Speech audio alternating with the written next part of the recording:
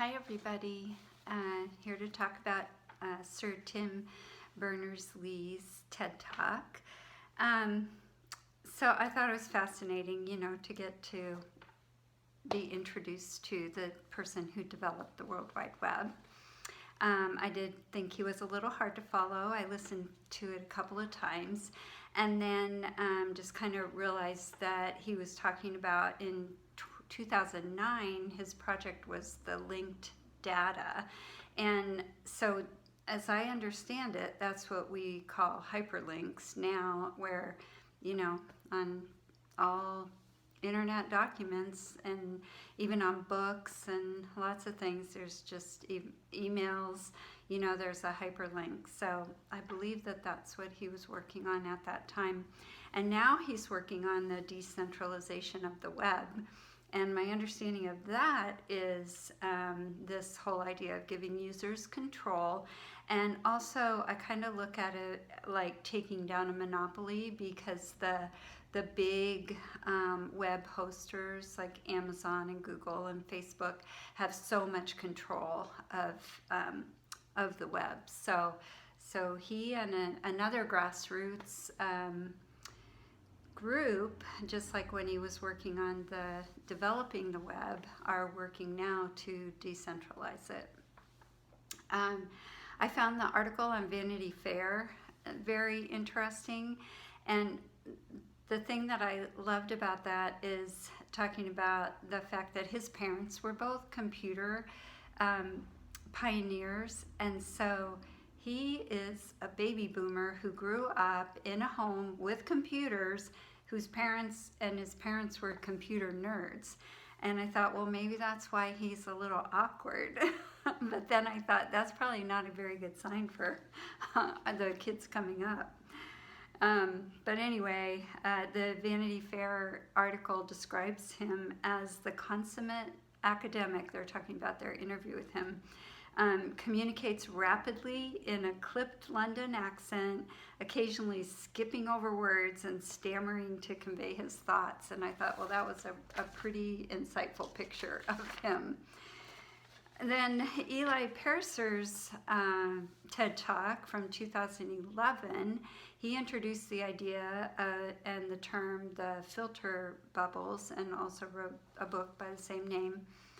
And I think he was alerting the internet community, both the user and the developers, of this problem of ethics.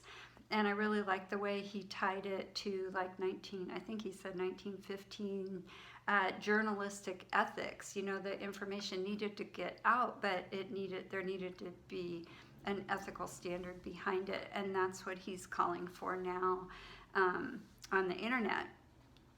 And so he's working with people who are advocating for encoding social media platforms to allow individuals to have control over how their data is used.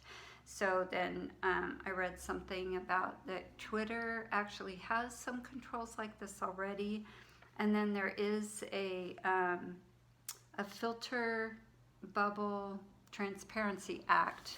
I think it's in the Senate, but it hasn't gotten very far.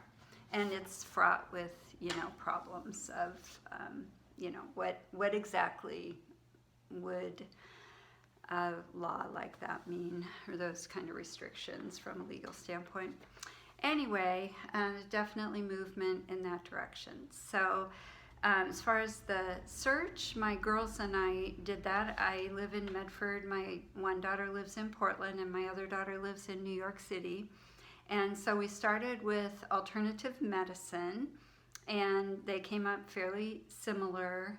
And then we went to Italy, and those came up very similar. Interestingly enough, it was more about the coronavirus initially, and then it went into travel.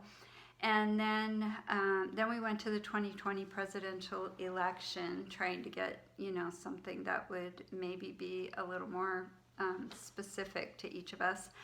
But they were all very similar. My New York daughter had more video, clips with the top news feeds.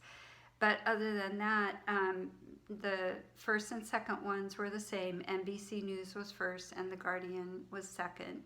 And then for her, New York Times was the third, and for me, New York Times was the fifth. And they were just flip flopped with this other thing called 270town.com, and I'm not sure what that is. So anyway, they were very similar, and so we wondered if it was because if they're based on likes, none of us use Facebook very much, and so we're not using that like function, so maybe that would make a difference.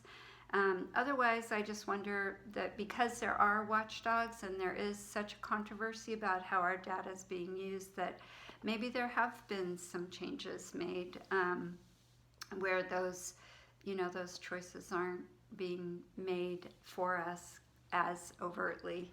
And then I tend to be naive about these things, so I always think the best of people, like, oh, maybe they are doing the right thing, So anyway, but all that to say, they did come out very similar.